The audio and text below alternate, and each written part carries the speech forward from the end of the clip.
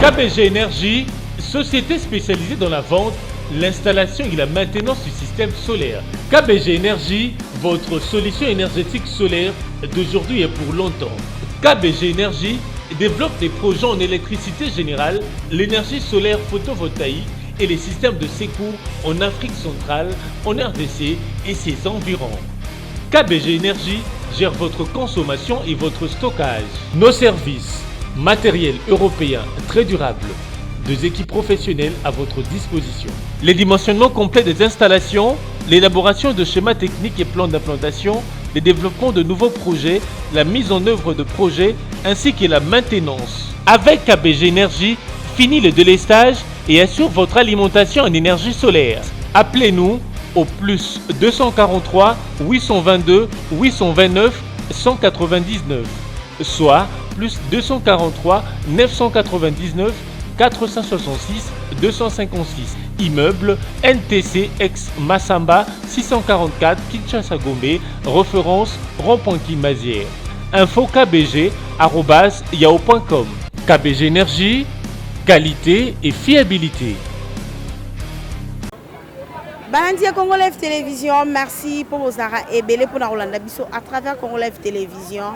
Le lot to epenza na point de presse ya mwana mboka fils Mukoko oyo azali moko na kati ya IDPS pe coordonnateur ya ABT na epenza to koyoka nini fils Mukoko abombeli biso mokola lelo sur ba actualité oyo ezali kotambola na mboka na biso Congo. Totiki bino bolanda point de presse ya fils Mukoko et puis tokutani bongo na si. Bandia Congo Live Télévision, merci pour vos arrêts et belé pour Rolanda Bisso à travers Congo Live Télévision. Le lot to epenza na point de presse ya mwana mboka fils Mukoko oyo azali moko na kati ya IDPS pe coordonnateur ya ABT na epenza to koyoka nini fils Mukoko abombeli biso mokola lelo sur ba actualité oyo ezali kotambola na mboka na biso Congo. Totiki bino bolanda point de presse ya fils Mukoko et puis tokutani bongo na si. L'habitude de vous appeler, n'andenge pour répondre na invitation na biso. On a point de presse face à la presse. Et je profite aussi de cette occasion pour nous couper Sabino, meilleur V et puis couper Sana abonné à la chaîne Abino P meilleur V. Donc, na point de presse na biso ya lelo, Tokolobela au Babengi, quelques points au réseau, ça la polémique na actualité. Premier point, Tokolobela, et ça, évaluation. Il y a une année au pouvoir, il y a président Fati. Et le deuxième point, au Tokolobela, Ezali, au Balobi, polémique si Makambo, Etali, nationalité, il y a Banyamulenge. Et troisième point, Tokolobela, Lisolo, il y a Bic Rouge, dans Ezali Solo, il y a Londres, au président Salagi face Naba Congolais. Pétoropé sa réponse, na madame Janine Mabunda, Naba propos nae, Oyo, à Salagi vis-à-vis à président de la République.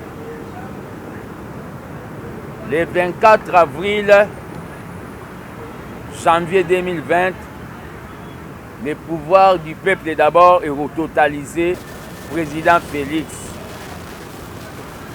Et ça, une année où biso armée des bâtisseurs tshisekedistes, asbel na kacha UDPS, toye poto sala évaluation par rapport à ndenge makambo tambolami na une année. Na une année à Fati, il y a eu au moins plus de 2 millions d'enfants qui ont bénéficié de la gratuité de l'enseignement. Na une année à Fati, il y a maintenant au Balobi 97 000 agents mécanisés, enseignants au Barozwa Mbongo dans le mois de janvier. Dans une année à Fati. Dans une année à Fati, sur le plan diplomatique, Congo et Zongi na babengi concert des nations. C'est-à-dire respect et commis et pas au babengi ba partenaire na biso ya mboka libanda. Et ya munene salami na Congo depuis le président Baleka Fati est le deuxième président oyo bayambie na reine pe reine alobi malobake mukolo ba publiaki résultat azalaki nesengo makasi pe azwaki confiance que Congo est jusqu'au leader pour ayebaka papa ya président Fati Etienne Tshisekedi de reste mémoire. Donc même en Angleterre reine a sepelaki na élection ya Fati. Na une année à Fati, sur le plan sécuritaire, il y a des avancées. Oyo balobi pas comme auparavant. Il y a la FARDC na biso na est. Oyo tozo continuer ko encourager bango. Basali ba avancer moko remarquable vis-à-vis ya ba ADF dans nous ba groupe armé wana. Donc la paix et qu'on allons restaurer na Beni dans quelques jours. Autour, il y a polémique, il y a nationalité, il y a Banyamulenge. Voilà, c'était l'évaluation. Polémique et salami awa na Congo que Fati andimi que Banyamulenge bakomi ba Congolais a déclaré. Toye tout simplement pour rappeler notre opinion que en 1971 une ordonnance loi numéro 71-020 du 26 mars 1971 relative à l'acquisition de la nationalité congolaise par les personnes d'origine rwandais ou Burundi établies au Congo en date du 30-6-1960. Ordonnance wana muta signalango eza Mobutu. Politique eza babengi lipanangu bate. Na politique eza na eloko balobi que dans la politique n'est pas babengi une vie courante. Politique eza na eloko balobaka ezali continuité de l'État. O Mobutu a signaka wana soki ezalaka abrogé te. Na principe ya continuité de l'État, c'est que ezana nous normal. Mais le problème qu'il y a, c'est quoi? Fati, c'est un légaliste. Dans ce monde, il y a des gens oh, bazo bima comme de M. Ngwanda, Nokwa Mobutu. Akende na Maroc, à la Moussa Mobutu, ayebise que yaka o annulé ordonnance yo signaka. À cette époque-là, lui, il était là. À cette époque, Ngwanda était là. Et avec, ils ont incité Batou, oh, le président a qualifié Bango, et c'est vrai, Bakombantaba. Que Bazane Tibango de Bazaba nationaliste et Makasi. Na Congo pe photo ebelo komoko ezali il faut tout ça là babengi compétitivité pe na méritocratie. Ezate ka congolais poza congolais ozano zoba zoba nde ba congolais ngambu balobaka yo pe il faut diriger. Le problème qu'il y a c'est quoi? Les gens oublient aujourd'hui que la démocratie c'est la voix de la majorité et la protection de la minorité. Banyamulenge baza minorité. Biso toze belé. Pourquoi tokoki kozala na o babengi kobanga na bango? Concernant la nationalité, Congo ndenge eza boye, le président n'avait pas eu le temps. Ya kolobelango na Londres. Mais nous sommes en train de signaler problème ya ba double nationalité na Congo. Eza na o babengi ba province nyonso o eza frontalier na les 9 pays oyo bazo entouré biso. Na kopesa ka province ex-province orientale soko ke kuno omona batu msu na babilongi ya basudani.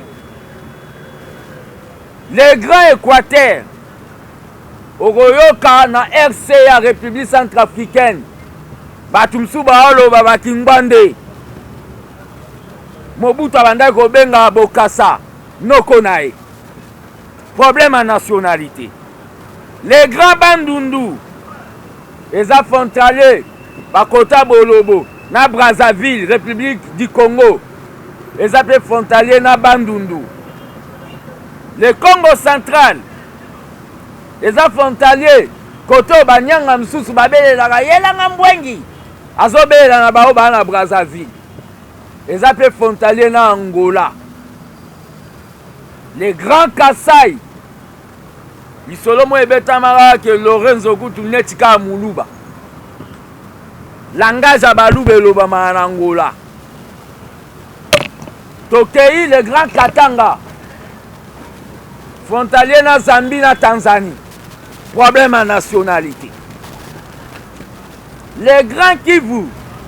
Frontalier na Rwanda, na Burundi, na Uganda. Problème à nationalité. L'armée des bâtisseurs tshisekidistes, tant qu'un mouvement politico-social, propose au président de la République que recensement rapide et ça à niveau il y a identifier les vrais Banyamulenge congolais pour qu'il n'y ait pas mélange et infiltré. L'armée des bâtisseurs tshisekidistes propose encore le gouvernement Nabiso au Fatiazo dirigé et qu'on renforcer le plus vite possible au Babengi service ya immigration Nabiso na niveau ya Est pour bloquer au Babengi infiltration il y a d'autres Banyamulenge qui ne sont pas congolais. Dans ce débat ici, c'est toute une propagande politique.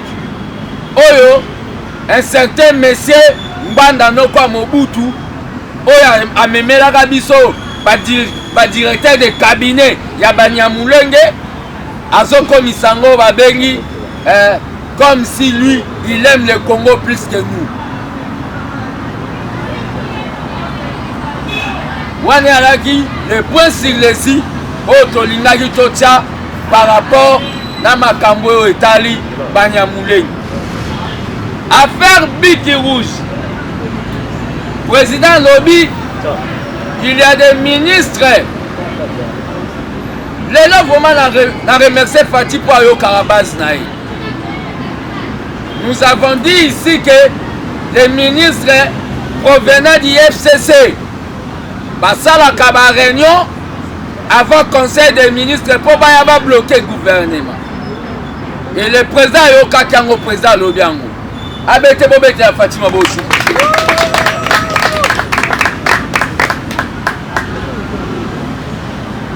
Président Lobi Biki Rouge. Le ministre des Finances, c'est un Kéti. Le ministre des Portefeuilles, c'est un Kéti. Le ministre de la Défense, c'est un Kéti. Le ministre de la Justice, c'est un Kéti. Bozoka va ministère Wana. Et le président a dit tout simplement Petoloba qui n'a eu que Fatih douceur et le Kidos. C'est que Fatih a eu qui bisobobete le soumabo makasi. Cette année, c'est l'année des actions le président alobi ako appliquer pique rouge likolo pe osangana na mabele te. Ça nous sommes en train de le dire. Article 169 elobi boye, le président veille au bon fonctionnement du pouvoir public et des institutions ainsi que la conduite de l'État. C'est-à-dire c'est lui qui constate s'il y a crise, pas une autre personne. Ça c'est l'article Obabengi 69. Mauvaise interprétation de l'article 165. Cet article est surtout, et l'obéit surtout au État libre détournement, la violation grave des droits de l'homme, corruption, enrichissement illicite de la part du président de la République, Wananda ko mérite au Babengi, haute trahison. Mais la dame Janine Mabunda à se permettre ya koleka po aloba na président de la République comme neti droit de réponse vis-à-vis ya Obabengi, la personne sacrée, l'institution Obabengi suprême.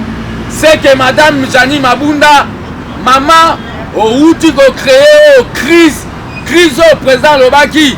Si ça arrivait, il va dissoudre les parlements. On crée déjà crise wana. Et le président de la République doit maintenant appliquer au Babengi article 148, il y a qu'on dissoudre le parlement. Article 1, il va consulter. Il consulte le premier ministre et les deux chambres. N'a pas que tous nos conseils. Mais conseil non na kozwango pe na ke na sali eloko mususu. Président ko consulter bango. Baboya te tant que garant du bon fonctionnement de l'État, garant de la nation, il a le pouvoir de dissoudre le Parlement. Et nous sommes en train de dire à madame Mabunda, ba député na bango, oh bazala na palais du peuple, bazaba élu du peuple. Ils étaient nommés par Kingakati dans le but de bloquer au Babengi le peuple d'abord, la paix et du pain pour le peuple congolais. Bazabe élu du peuple. C'est-à-dire, nous appelons à tous les Congolais, Babo Sanate, leur député Sodinawa Jinani, à Mankai président, Otto Salai Bango. Ceux qui va continuer cette fois-ci, tant que gardien du temple, nous allons faire ça. Cette fois plus que Otto Salaki. Va contacter, pour démontrer que maintenant c'est la majorité populaire. Ils vont précipiter au Babengi exil na bango. Baeba qui exil les apassi, batu na bangwan. La révolution to bengi na peuple boy. Le peuple doit être prêt pour une révolution démocratique. Parce que trop c'est trop. Qui veut les omelettes casse le œuf. Le président de la République veut le changement. Il doit maintenant frapper fort à dissoudre le Parlement. Votre départ du Congo, on tient à le signaler. Et que Zalaboro Kende exil m'aura précipité. Fait avec beaucoup de dégâts. Parce que bon, que Tinde Bozalakana, Moutoua Salake, Bope Mamoua Mouke, Eza Fati, pour Alobaïke, Yendenga Zawana, a une politique en réconciliation. Ça sera avec beaucoup de dégâts. Le problème qu'il y a, Tozaïko Yebi Sanabino, que le président Soki Boza Makasi, au destitué président. Tant que mobilisateur nommé par Tshisekedi, je lance l'appel à tous les Congolais du nord, du sud et de l'est d'être prêts pour nous surveiller bateau. Parce que beaucoup monarque, quand il y a peuple et l'équipe bombe atomique.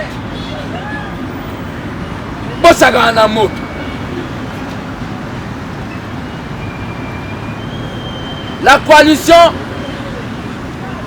Le président de la République, c'est lui qui nomme un informateur pour identifier la coalition.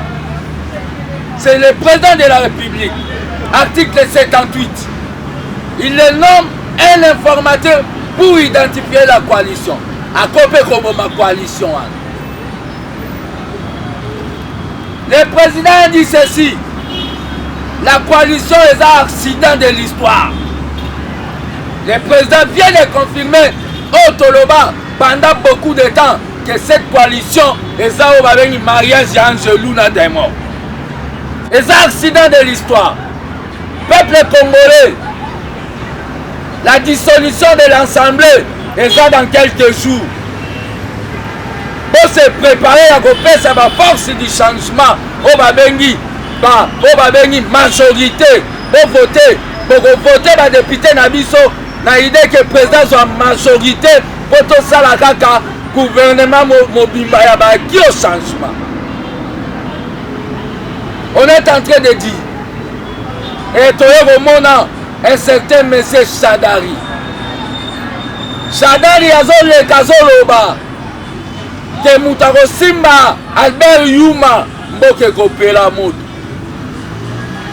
Chadari atteinte à la sûreté de l'État.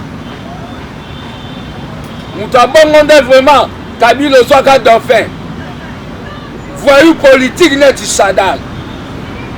Chadar a quelle force politique? Dans l'élection pour l'année. Albert Yuma vous démontrer que vous avez mis Yibi. Vous avez un mandataire pour vous Yiba. Yiba va faire ça à Bilombo. Pour un individu, on va kopelisa mboka moto. Loba ça sala rien. Justice est au sala musala nango. N'intimidez pas la justice. Justice est au sala musala nango.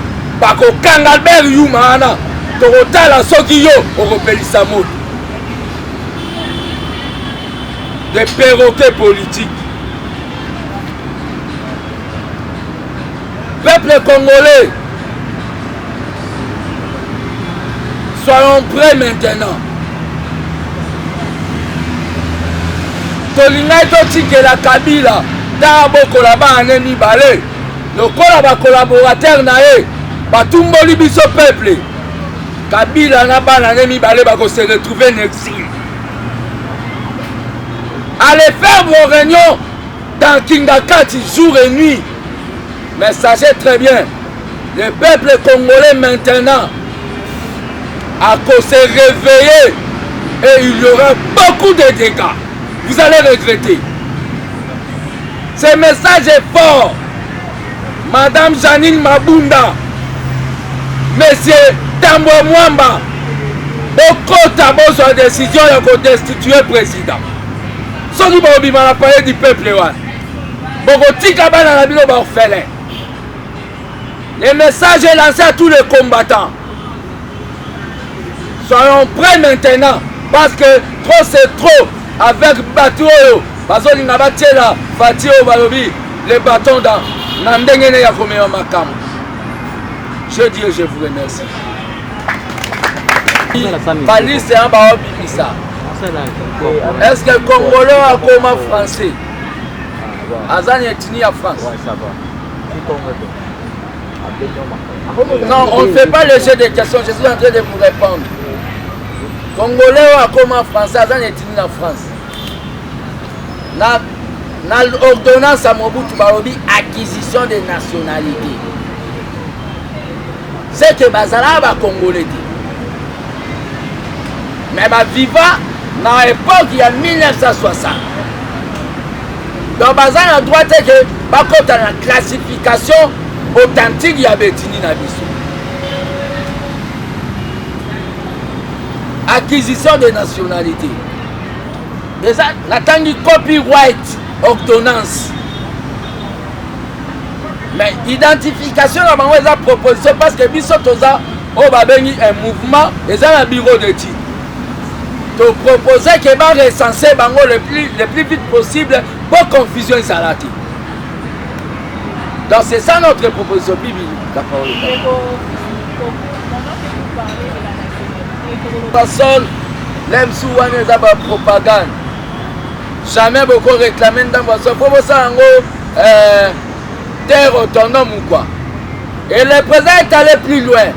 Ayebisi Banyamouleng et Bazaba conseiller à Banyamouleng. On ne demande pas la nationalité avec les armes.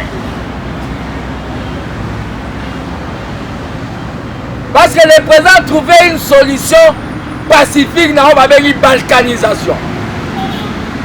Mais ceux qui basent dans la mauvaise intention, c'est maintenant les Congolais nous tous au sang là-bas. Makamba sol wana keba pesa ba monde à part rezati. Intégrité à Congo et tika la Congo. Congo et tika la teke et comme aneti Espagne batumo ba senga jamais. Wana za ba rêve ko sama ba 1960 pas ba chombe ya ba sécession katangeze et Simba. Et tika la ko sala matin na mboka kimbambo yo keba kata mboka mobo et comment non. Tozana on va bengi régime unitarisme décentralisé. C'est-à-dire beaucoup qui peut développer mboka na ndenge toza. Et ça te que boben na bosala un état dans un état. Là ça ne va pas passer. Non, Babiloko, le président n'a pas injuré, le président a constaté que les bateaux bazaba combataba.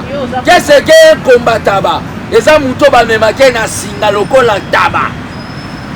Les bateaux na mikili la diaspora ngwanda zo mema bango lokola taba. Babosali ke ngwanda banda ko benge Terminator. Les grands tueurs. Les lobes babosani ngwanda commis donner des leçons. Il faut Bozaba combataba. S'il vous plaît, Bibi, quelqu'un d'autre peut poser la question. Tous les jeux sont permis. Tous les coups sont permis. Nana kenda qui na siège à PPRD. Pour na ko défier bang. Au moins la photo te babimi singa balat singa lamba PPRD. Pourquoi pas batu ya pareko? Oh bazoya na propagande. Il y a balkanisation pour traumatiser le peuple congolais. Pour que le peuple congolais a l'ingarambo kaneza akarandenge zala. Bako monter cette histoire, bazu rwandaise mo ba payer 200 €, basa le quoi. Le président de la République a dit ceci. Le fait qu'il y a un pouvoir, la balkanisation, écotique à la balkanisation na dictionnaire. Et le problème, reconnaître les Banyamoulenge, c'est pas seulement le président de la République. On ne peut pas poser si on passe comme ça les autres aussi. On doit monopoliser, s'il vous plaît. C'est une communication politique. Le président de la République a lobby en haut. Vous avez vos images dans votre téléphone, il y a un bongo. Cardinal Ambong. Oyazo benga Banyamoulenge, ce sont des Congolais de frères. Botia yango. Cardinal Ambongo. L'église catholique est dans la diocèse partout dans le Congo. Oyazo sur implanté que biso idepes. Abengi bango ba Congolais.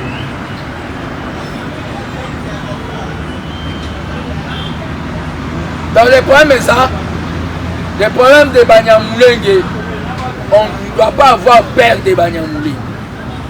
Mais nous devons réglementer façon à Bango. On n'a pas besoin de Banyamoulenge bandits ici. On n'a pas besoin de Banyamoulenge trafiquants ici. C'est pour cela l'armée de Baptiste Tshisekedi est proposée au Babengi renforcement de la service de migration à Bissau dans le niveau est.